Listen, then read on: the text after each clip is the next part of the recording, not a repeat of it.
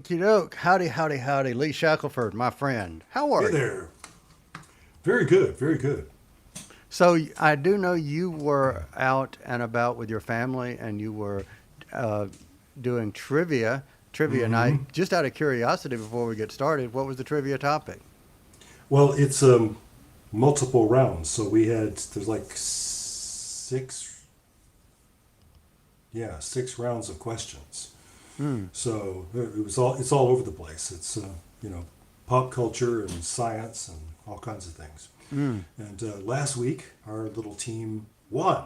We won over. There's usually a dozen teams playing, and just to even things out, tonight we came in dead last. Hmm. So So there you that, go. you know what that tells me?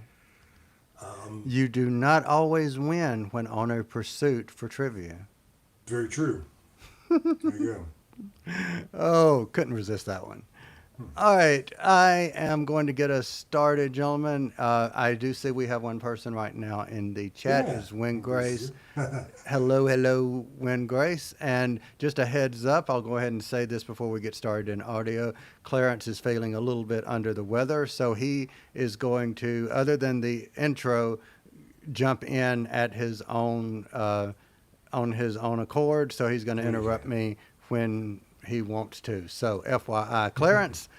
And with that, as we always say, here we go Here we go again. again. The Discussing Network presents Discussing Who, a Doctor Who podcast. I'm Kyle Jones, and I want to start this episode by welcoming back Lee Shackelford. Mr. Shackelford, how are you? Very well indeed. Very well. And hope you are the same. I am indeed well. I'm not in the well. I don't want to be in the well. But you know what? Yes. I think I know who might be in the well, perhaps down the well, not feeling too well. Clarence Brown. Mr. Brown, how are you? I'm still alive. That's all I can say. Well, I know you're feeling under the weather in the well. You know I had to tie it in, be corny in some way. Well, there's nice symmetry here. Alice can't hear and Clarence can't talk. There you go. Oh, well, So you know, there you go. You know, I sometimes wonder if Clarence wishes that he could do that and take my not being able to hear and turning it into not being able to talk. hope springs eternal. See? All right. So if you're listening to this podcast, Clarence, thank you very much for joining us. I know you're not feeling well. So all jokes aside, this is going to be an audio podcast version that's mostly going to be Lee and I. Clarence is going to jump in when his voice feels appropriate. So Clarence, please, at any time when you get ready, jump in accordingly. But with that, as I like to say, we've already said, here we go again. I think I need to say, Lee, have you heard any news? Is there any Doctor Who news that you've heard since our last airing? I guess not, although I was just looking at the IMDb listing for the next episode, the upcoming episode, and I noticed that it lists Millie Gibson among the cast. Or as characters, it mentions Ruby Sunday, but not Belinda Chandra. Really? Interesting. And I don't know if that's just an oversight or Mm-hmm. does this story somehow not involve her? And does it not involve the Doctor in his current timeline? Because could it be the Ooh. Doctor and Ruby in the past? Maybe. Giving a flashback Maybe. episode. Interesting, yeah. So I don't know. that's as But close to news as I've got. but we'll find out because you know what? It'll be our lucky day on Saturday. Our lucky day. Hey, and Clarence would call this maybe a nurse light episode instead of a doctor light And of episode. course, the well has got us all thinking about the famous companion light episode Midnight. So, yeah. Well, at least we're not recording this at midnight. Ooh. Nope. All right, so before I get into any more jokes, I want to go ahead and say if you have not seen The Well, put us on pause, go out, watch the episode, come back, because from this moment forward, spoilers. Alrighty, the spoiler warning has gone out, and we are back to review The Well. This is the third episode of the 2025 series of Doctor Who, first airing / streaming on the 26th of April, 2025. It starred Ncuti Gatwa as the 15th Doctor and Verida Sethu as Miss Belinda Chandra. So, summary view. Clarence, if I can, I want to get some feedback from you. Summary view. What say ye? I think I pretty much liked the episode. I thought it did some very challenging things as far as presentation with the particular character that you guys are going to get into. I thought it was well done, and I don't know, I guess I'm very American centric. I guess there's BSL and ASL, so I learned that also. So yeah, I enjoyed it for the most part. It had some qualms with the pacing and maybe some of the resolution, but I think overall it was a pretty good episode. Awesome. Lee Shackelford, what say ye? I enjoyed this a lot. Sometimes, one of the tropes of Doctor Who is the base under siege, and sometimes base under siege stories can really get plotting, and my instinct is to go, oh my God, base under siege, but I quite enjoyed this one, and so I know we'll get into the details as we go along. All right, so speaking of going along, I want to start by something that I brought to our attention in our last episode when we reviewed Lux, which is this season is paying a lot of attention to letting us know that this episode leads into this episode, that leads into this episode. I really am enjoying seeing them exactly where we left off, same wardrobe, same feel. But Lee, I want to ask a question about the wardrobe. We see, they're having fun going through the automatic wardrobe, as it were. The TARDIS chooses, or they choose, but I don't know, you tell me. What did you think of the specific wardrobe that they had? I have a thought, but I'm curious to what you think. Well, it's one of the things I noted about the episode that I didn't understand why they chose, or you're suggesting the TARDIS chooses, environment suits that perfectly match the equipment of the troops on the planet they're going to that they don't know anything about. Continuity error, or what do you think? Was there a line of dialogue missing somewhere that would have explained that, or? No, but maybe I assumed something. So since they are changing wardrobes off stage, right? So they run through one door and come out another door, and we don't see the actual changing of the clothes. So would it be possible that the TARDIS chooses the wardrobe, and to coin a familiar phrase, it doesn't give you what you want to wear, it gives you what you need to wear. Yeah. That's, yeah. Clarence in the chat says it makes sense to blend in, but that's never really been a Doctor Who thing. It's true. It's like we're exploring new territory here that the TARDIS is going to give them. I don't know. But in this case, would it serve? And again, we're going with fewer episodes, but the episode length wasn't an issue for this particular episode. But instead of having this scene where we see the Doctor and Belinda have to dress up, have to change because of where they are, does it work better to throw them immediately into the action by the TARDIS giving them that wardrobe? It certainly saves storytelling time. I just don't quite understand it, but And would it not also help us understand it if the Doctor had said something, and she, it would be really cool if Belinda may have said, how are we wearing this? And the Doctor says, it doesn't give you what you want to wear, it gives you what you need to wear. Right. That would be really cool. yeah.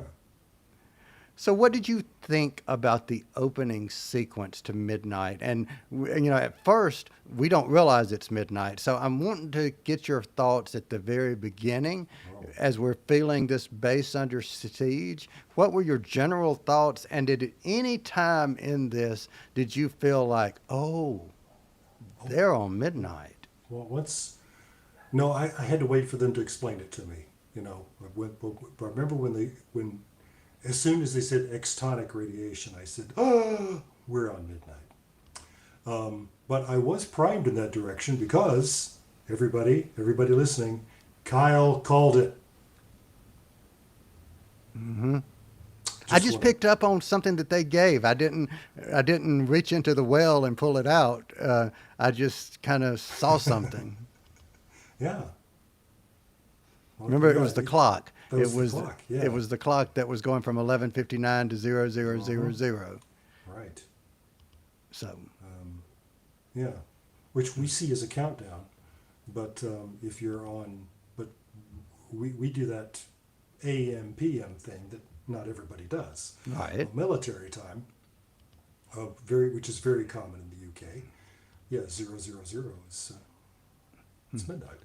So, I want to ask you a question based on your storytelling background, and let's not digest or dissect this as a sequel to Midnight, but let's take this midnight element out.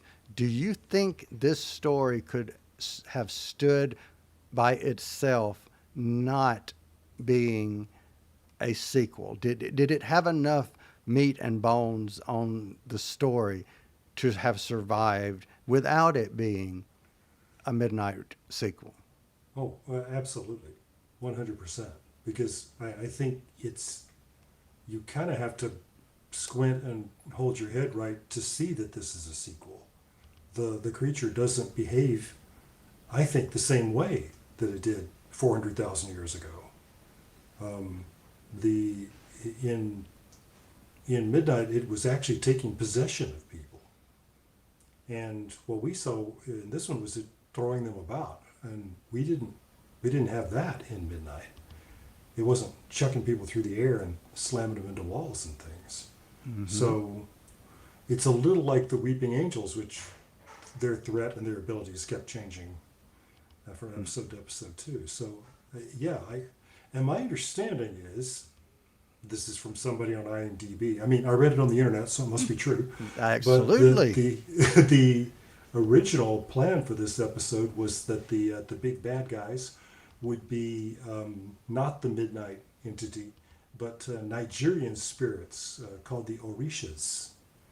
And RTD backpedaled that after finding out that there are still people who worship along those lines, and that this would just be really offensive to them. So he said, got to think of something else. So it was apparently kind of an 11th hour decision to connect this to midnight. That's what I read. Well, hey, I mean, I could see that because it does stand as a complete story without the midnight reference.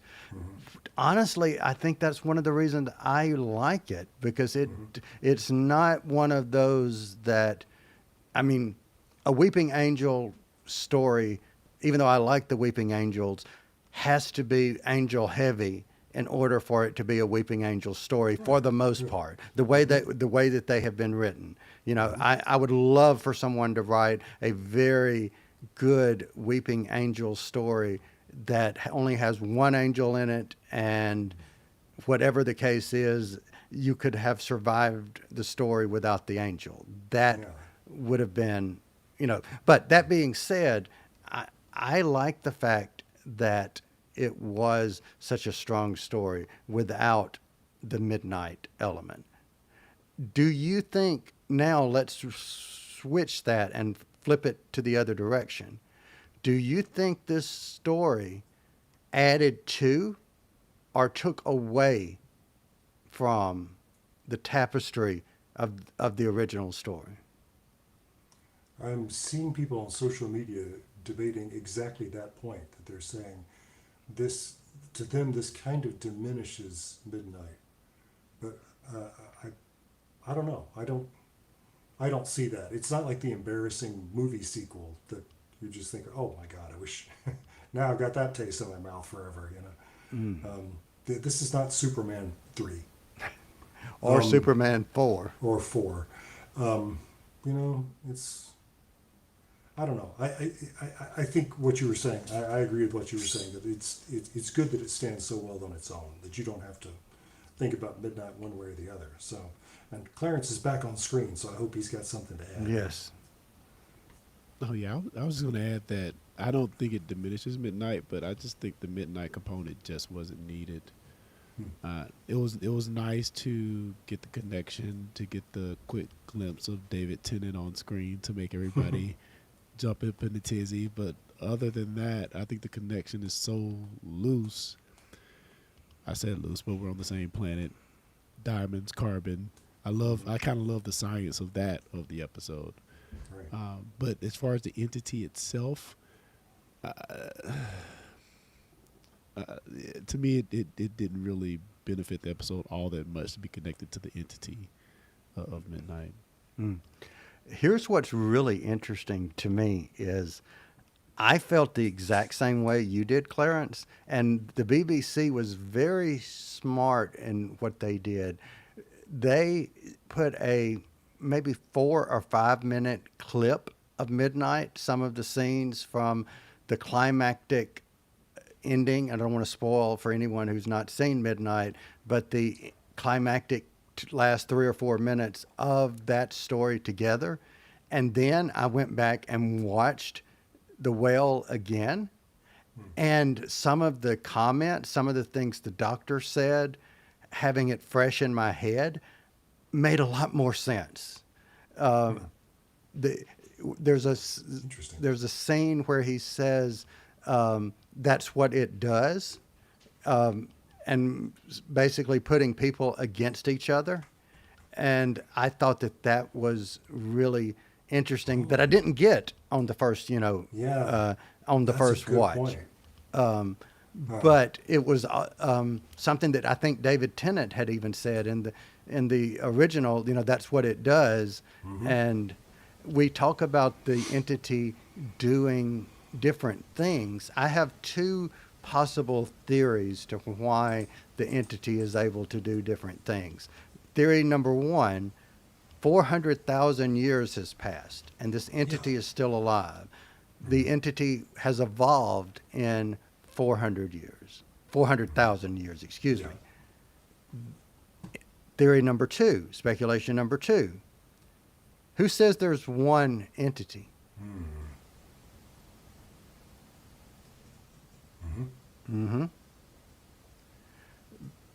So you want me to go one step further, a little bit further, and I may be totally so off base with this one.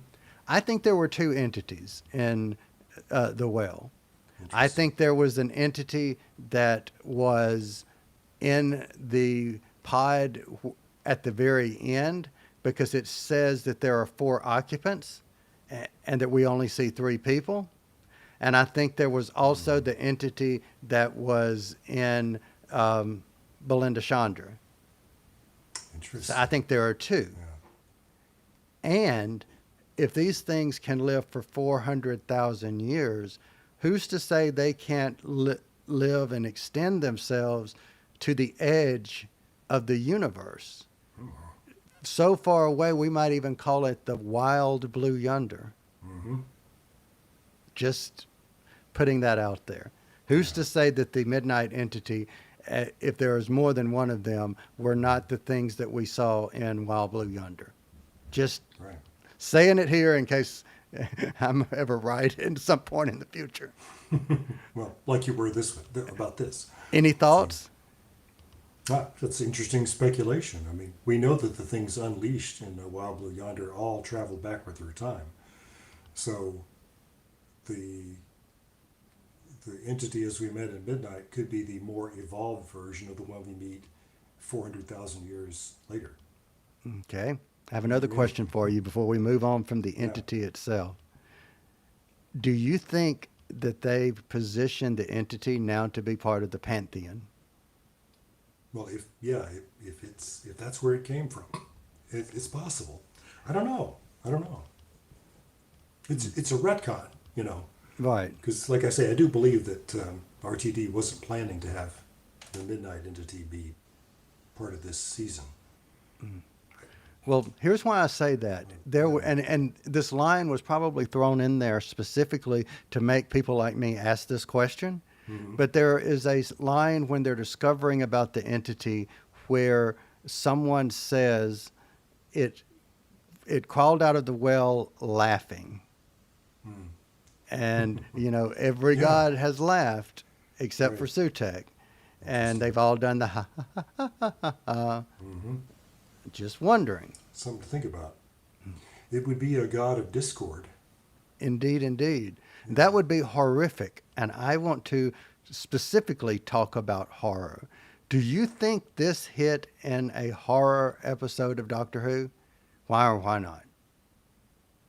Oh yeah, yeah. If only because when we get into the heart of the crisis of this story, it has taken advantage of someone who is um,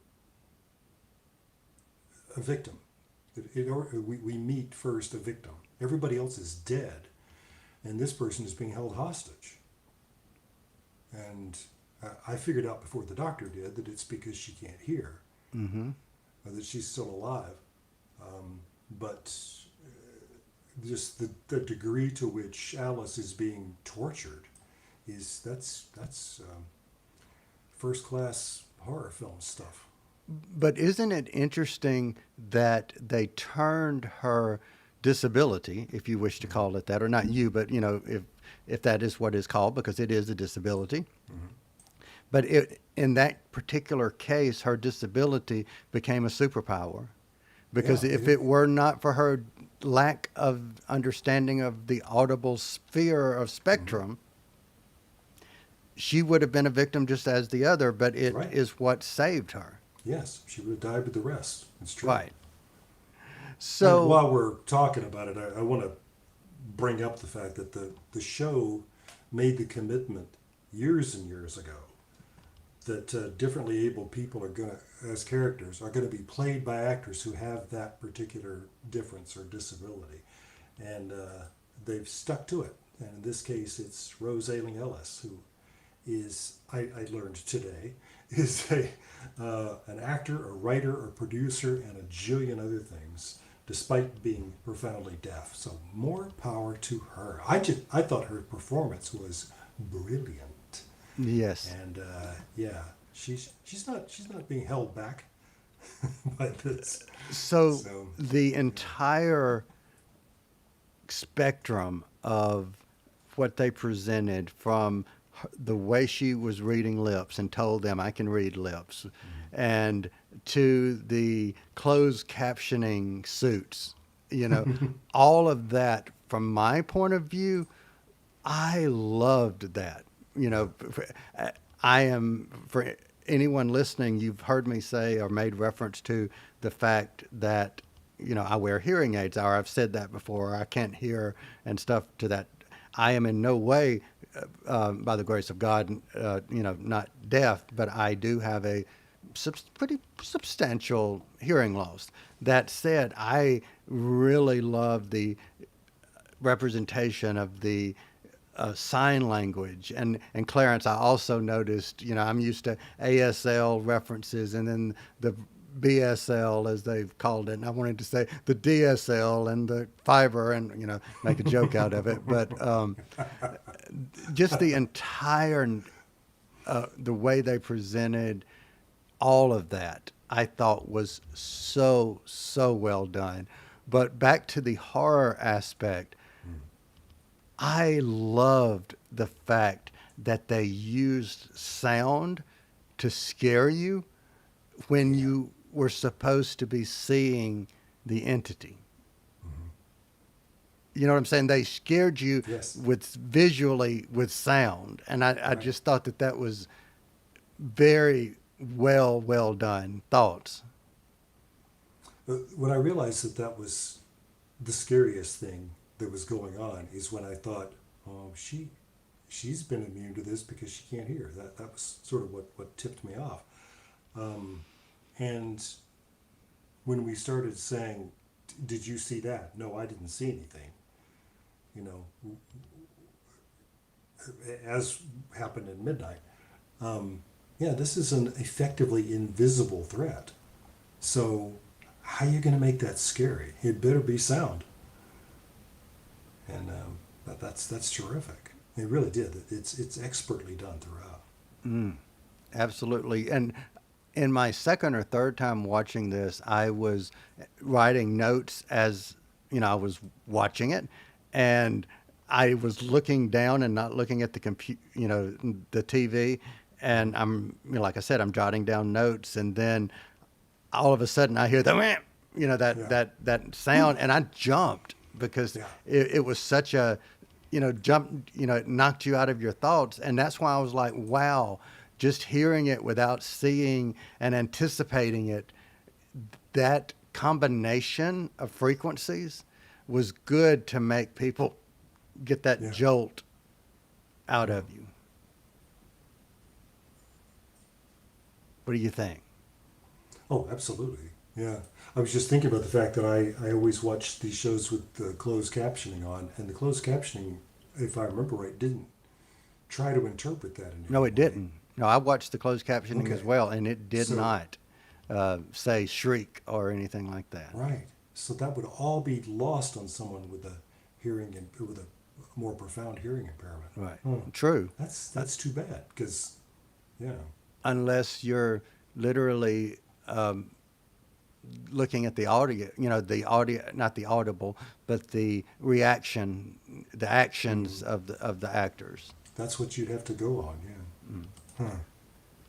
So I want to switch a little bit and talk about two other characters for a moment. Trooper Cassio and Commander Shea. And, we always have this back and forth dynamic from time to time of military people.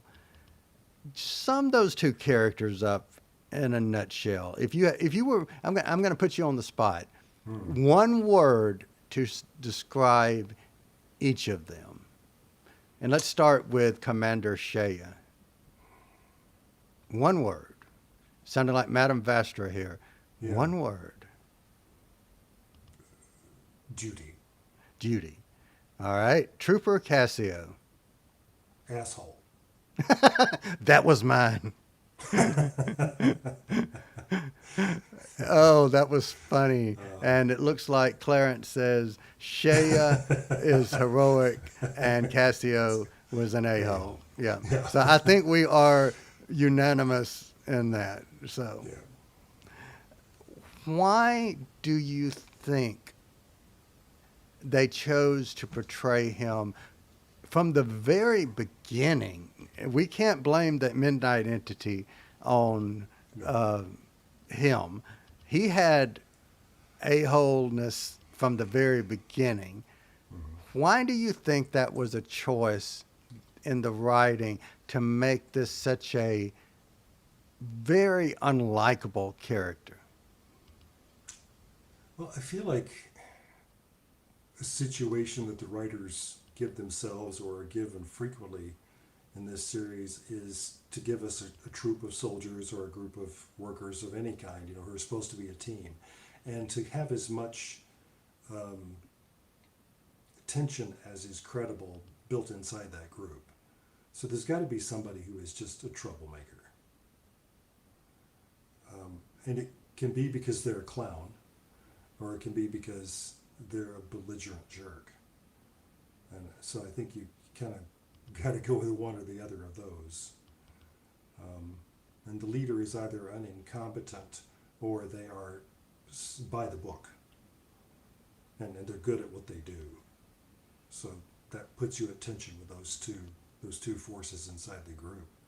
And so I feel like you could take this group of soldiers and you could put them in a lot of other episodes of the series down the line, back to the 60s. So I don't know. What do you think about that? I don't know. I noticed that he seemed to have a grudge, a chip or whatever on his shoulder. I mean, he and the doctor started off on the wrong foot from the very beginning. You know, the doctor makes a comment to him, and he was like, you know, that's inappropriate. You shouldn't call me that. And the doctor keeps on, as the doctor so often does, Right. you know, regardless of incarnation, because the doctor does what the doctor wants to do 9 times out of 10. But I don't know. I think for me, they set that character up as dislikable from the very beginning. And I may be stretching it here and pulling at straws and, you know, just pulling it out of the air or whatever, but it almost came across as little homophobic a little bit at the very beginning, that he did not appreciate the endearment that another male character was giving to him. And I thought if that was what they were going for, that was a very interesting That's choice. interesting, yeah. You know, Yeah. because think about it, from the very beginning, the doctor makes that comment, and he's on the the doctor's on his bad side for the rest of that character's tenure on the show. Right. Oh. You know, Yeah. even to the point of, he never says to Belinda, "I'm going to shoot you." He says, I may be wrong there, but I don't remember him saying, you know,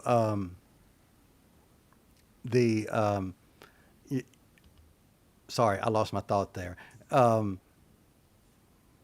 yeah, the whole thing is, yeah, hey, don't call me babes. And the Yes, doctor says, all right, hon. yes. And and Clarence says, and it makes a very good point, I don't know if we should be okay with the doctor calling folks as they don't want to be called, thinking of Ricky and Mickey, you know. And Ricky and my goodness, the ninth doctor called him Mickey Mouse, for that matter, Yes. Right. you know. And this tension between the doctor and a soldier has got to make you think of Danny Pink as well. Right. And the doctor's always had kind of an open animosity about soldiers in general, and you know, see, he has this uneasy relationship with the brigadier and his daughter for that reason. But yeah, I don't know. And you know, Clarence, and for both of you, I am glad that you both brought up Danny Pink and Mickey, because that does show a pattern with the doctor, and it could be more so from the military aspect. But back to Clarence's point, should we be okay with the doctor having, you know, a bone to pick, so as it were? And our friend Kirsty Vistit says on Facebook that I thought that was a bit on the nose too, the babes thing, you know. So just interesting choices, very. Yeah. But yeah, you can but- interpret it however you like, I think. but regardless of Hun or babes or whatever you call him, he's still an asshole as a character. That is universal. So what about Commander Shea? We both said, you know, Clarence said heroic, you said duty, I was going to say dedicated, so all aligned there together. Right. What do you think of her, Lee, as a character? I felt more and more drawn to her, and there came a moment where I said, she's going to sacrifice herself, isn't she? Because that seems to be the only way out of this. And so that's what happened. And which immediately made me think of, that's the solution in Midnight, too.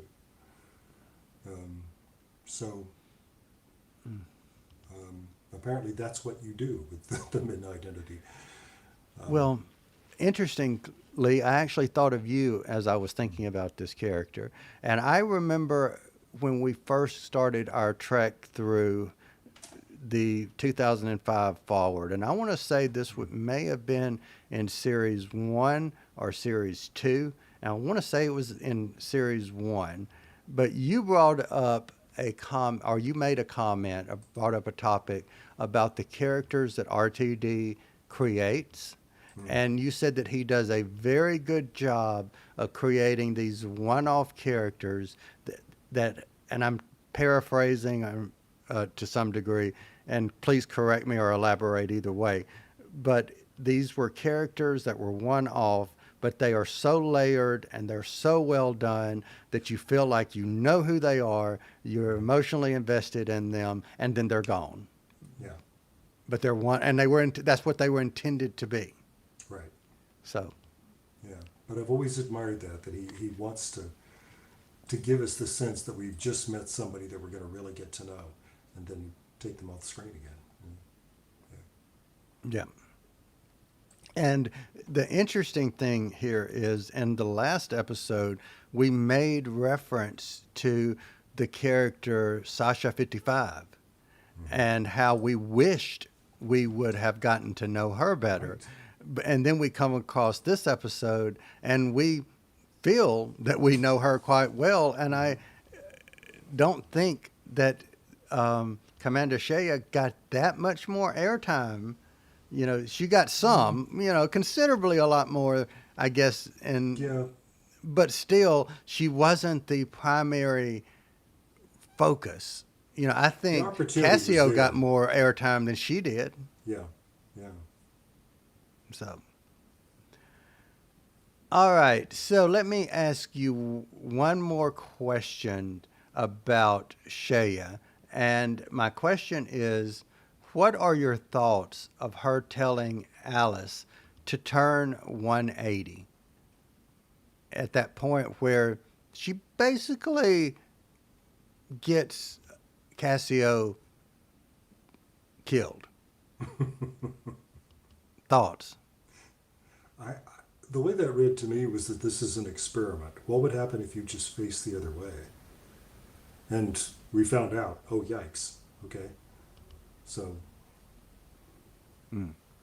that's what I thought. It was just like, well, what would happen if you just, I don't know. Good point. Good point. So I don't want to flood you with too many other things before we get to the end, but I do have a flooding question. We see Mrs. Flood again, but this one is a little bit different, and I'm curious to know what you think. In the other times, she's broken the fourth wall, she's been herself, but this is the most Susan Twist type of an appearance that we've had of Mrs. Flood, because she really didn't reference to herself as being Mrs. Flood and, oh, I'm all-knowing. She just interacted as a character within the scene.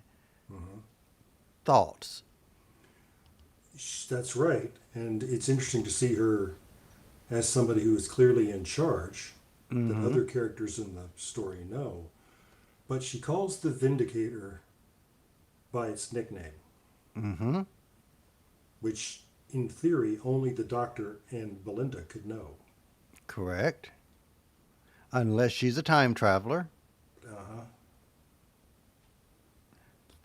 Thoughts? unless this is all a TV show and she's watching it.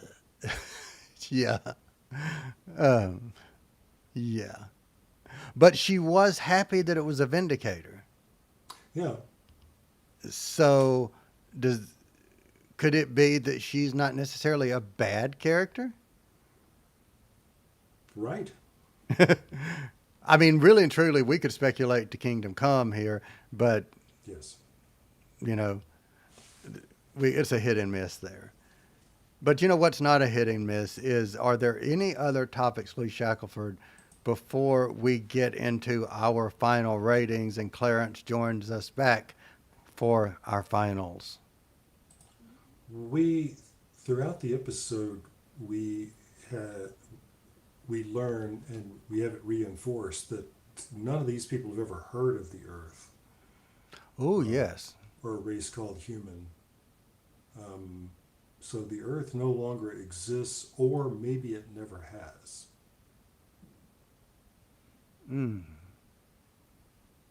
Okay. So, theory, what if they are in another universe? That's why there's no Earth.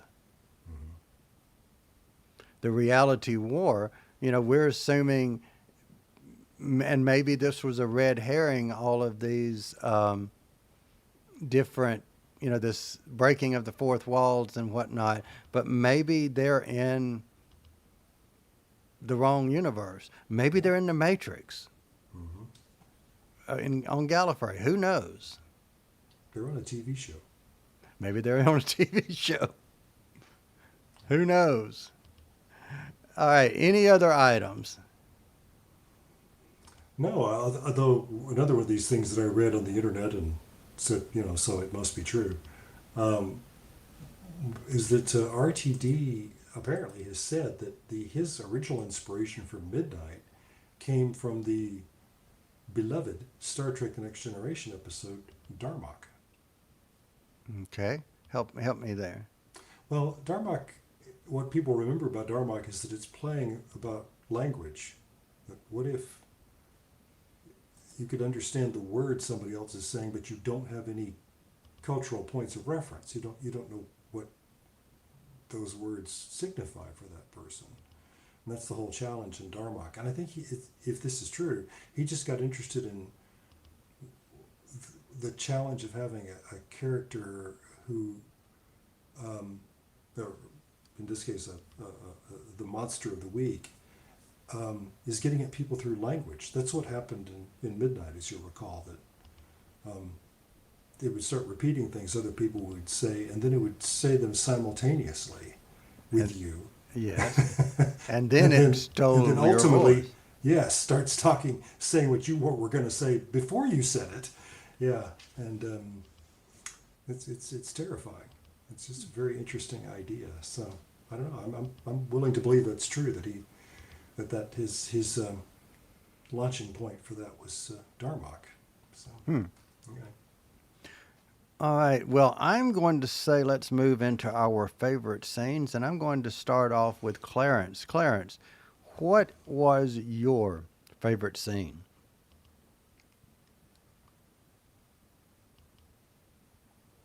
Excuse me. I think mine is going to be the sacrifice. Sacrifice. Yeah, I thought that was a really powerful scene. And then we got the preview of her when she was younger as well, or the flashback, I should say. Oh, yeah. So yeah, I pretty much enjoyed that. Awesome. Lee, favorite scene? What say ye? Well, I'm tempted to say my favorite scene was Cassio getting thrown against the wall with deadly force, but seriously, though, my favorite scene was the whole business about using mercury to reflect the creature's image back onto itself. I thought that was genius. Indeed. And very smartly done, and it tied. Yes, agreed. The visual is just exciting to watch. So, Yep. yeah. So my favorite scene actually has to do with there was more than one of these scenes, but I'm going to go with the first one. It's when the military, the troops first encounter, and then they turn on their badges and we see live closed captioning. Oh, I wish they had that today. I wish want somebody one of could have a those. pen that would project what they're actually saying. That would be so awesome. Yes. But I loved that concept, and as a scene, I was grinning from ear to ear. I thought that was so cool. So Beautifully executed, yeah. beautifully executed, exactly. But to go in the other direction, of favorite quotes, and I will start and go in the other direction. The quote that stood out the most for me was something that I related to immensely and profoundly, was when Alice said, "Don't turn your back on me. Please don't turn your back on me." Now, for anyone else, that would mean, don't turn away from me, don't turn on me, don't. But the idea of you turning your back renders me powerless, because I can't read your lips. I can't see your emotions. I can't communicate at all with you. Please don't turn your back on me. I thought that was very powerful and very well done. So that was my favorite quote. Lee, what say ye? Mine is from Alice as well. I just love this.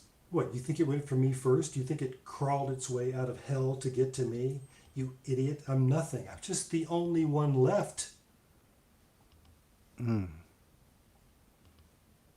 Interesting. And for Clarence, his quote is so profound that silence had fallen. So he has no quote because Right. silence had fallen and the question was asked. So, but what is the question? It's the final question, the final rating.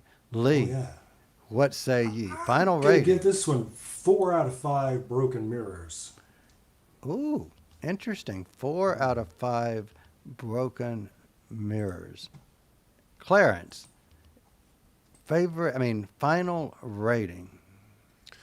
I'll give this a 3.8 babes out of 5. Beautiful. I'm going to give this 4.5 sign language differences between ASL and BSL because I don't know if there are any, but maybe there are. I don't know. But 4.5 sign languages out of 5. So I think we enjoyed this one. I really, really think we did. I did. So far, one final question, Lee, I want to ask you before we move on. If we have someone listening that's never listened to us before, they've made it to the end, and what might you say to them other than run? I would say we know that there's other Doctor Who podcasts and plenty of other things you could be doing and listening to right now. And we really appreciate your choosing to spend this hour with us. At this moment, 46 minutes and 44 seconds with us. So thank you. All righty. So our friend Win Grace gives this 4 out of 5. So awesome. I think we're all enjoying this. We've got literally next week or this weekend as of this recording is going to be halfway through this series. Can't believe it's going by this quick, Yeah. but we are almost to Lucky Day. Can't wait to see that. And with the thoughts of thoughts, I'm going to say thank you for joining us, everyone, and we will be back next time.